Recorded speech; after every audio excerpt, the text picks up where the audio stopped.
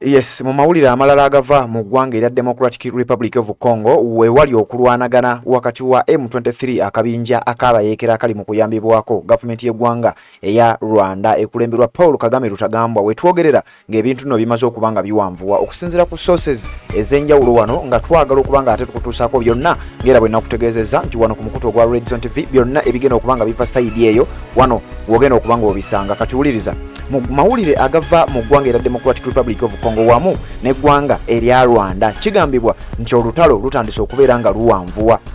Amawulire gafulumye nga galaga nti akabinja kabayeekera ka M23 kano nga kayambibwako gavumenti y'eggwanga eya Rwanda babadde balangiridde nti bawambye ekibuga ekimanyiddwa nga Goma, ekibuga ekikulu ekya province eyitibwa North Kivu. Kakati n'owuliriza eggwanga erya Democratic Republic of Congo kigambibwa nti nalyo lirabika litandise okulumba butereevu eggwanga erya Rwanda, era nga mu mawulire ge tufuna okusinziira ku sources ez'enjawulo agava sayidi eyo gatulaga nti ebooda oba ensalosalo eyawula eggwanga erya Rwanda wamu n'eggwanga erya Democratic Republic of Congo waabaddewo okulwanagana. Era bano ababiri essaawa yonna bandigendera ddala mu kwekuba okwa serious. Jjukira mabega kawo twakuwa amawulire nga palamenti y'eggwanga erya Democratic Republic of Congo yavaayo neewa olukusa, era omukulu ono amanyiddwa nga Felix Tshisekedi n'amajeege agakulembera eggwanga erya Democratic Republic of Congo balina olukusa okuva eri palamenti y'eggwanga erya Congo mu kibuga Kinshasa nga balina olukusa palamenti ng'ebakkiriza nti bwe kiba kyetaagisa kulumba eggwanga erya Rwanda ku ttaka lyabwe kyetuba tukola. Era bwe twogerera ng'eggwanga erya Democratic Republic of Congo okusinziira nkugambye okusinziira ku mawulire agavaayo gatulaga nti bano ababiri bandigenda mu kwekuba okwaddala singa binaaba bikoleddwa bwe bityo nga we bitandika oba nga we bitambulira mu reports eziva sayidi eyo. Wetwogerera nga mu nnaku si nnyingi nnyo oba mu ssaawa nga 72 eziyiseewo kigambibwa nti amagye g'eggwanga erya Rwanda mu bitundu ebya Western Rwanda ewali ebooda ebaawula bo n'eggwanga erya Democratic Republic of Congo kigambibwa nti waliwo akabuga bakayita Rubavu Town. Kano nno akabuga kasangibwa mu ggwanga erya Rwanda mu kitundu ekimanyiddwa nga Mbungangali.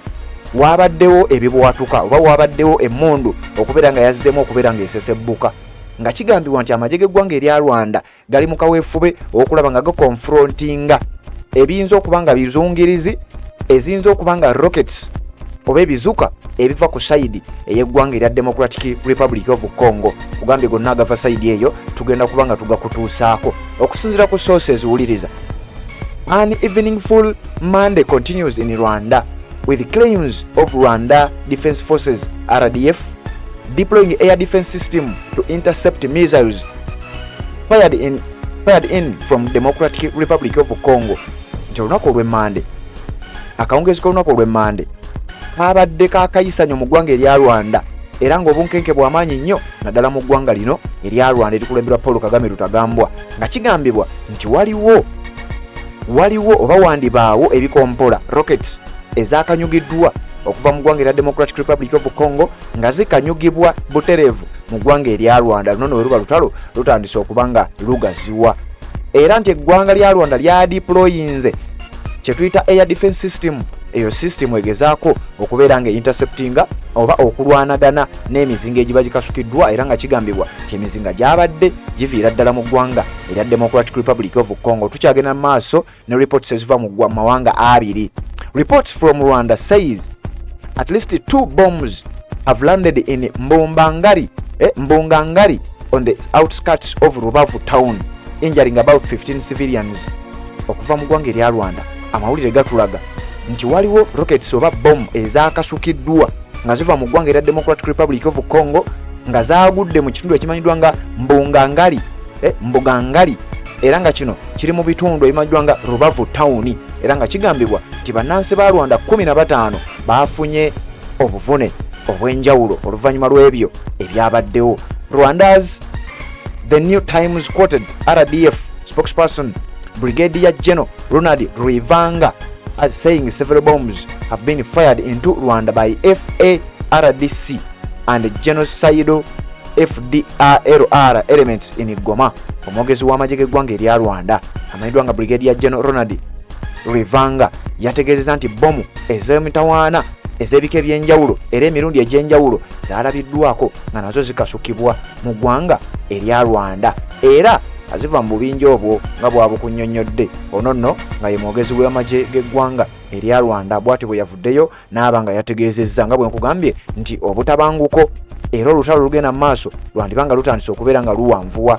Ekitundu ekimanyiddwa nga North Kivu ye wali ekibuga ekimanyiddwa nga Goma ekyogerwako nti abayekera ba M23 kye baakireyiminze nti baakiwambye.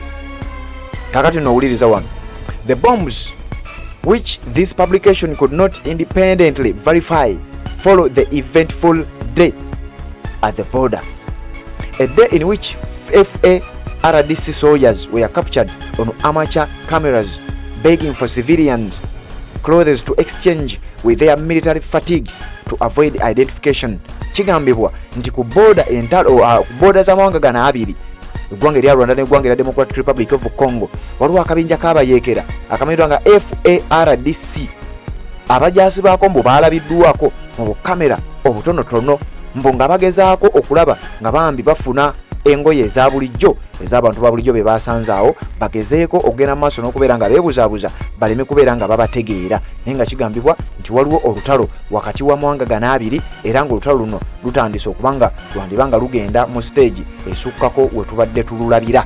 Eggwanga erya Democratic Republic of Congo n'eggwanga erya Rwanda erikulemberwa Paul Kagame Rutagambwa bandigenda mu lutalo. Gwagoberera omukutu gwaffe guli ogumanyiddwa nga Red Zone Geopol mu ddakiika si nnyingi nnyo ngenda kukuleetera singa amawanga gana abiri geekuba. Olowooza ggwanga ki eriyinza okuba nga lisinga linne waalyo naddala mu maanyi ag'entalo mu byokulwanyisa mu military rankings n'ebirala ebiyinza okuba nga bifaanaganako bwe bityo? Weekumire ku mikutu gyaffe ng'era bulijjo ebino n'ebirala ebifaanana bwe bityo ogenda kubeera ng'ate oyongera ogenda maaso n'okuba nga obimanya, wabula nga tukyagenda maaso n'okuba nga tukutuusaako ebiva eyo. Reports ziraga nti eggwanga erya Democratic Republic of Congo lirabika litaddewo embeera naye nga bwe nkugambye emabegakaawo twakuwa amawulire.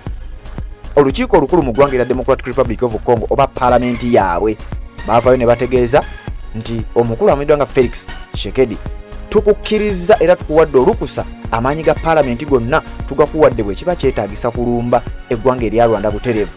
Tukukkiriza genda maaso olumbe eggwanga eryo libeere ng'ate nalyo likinnyonnyoka. Kakati gwampuliriza weebale kubanga okyagoberera, bw'oba tonaba kubanga osubscribinga kikole ebijjako byonna ebisingako wano ogenda kubanga obifuna. Tensions oba obunkenke obuli wakati w'amawanga gana abiri eggwanga erya Democratic Republic of Congo n'eggwanga erya Rwanda bikyagenda maaso n'okubanga biwanvuwa, wabula ku mukutu guno w'ogenda okubanga ate ofunira ebigenda okubanga bisingako ko awo.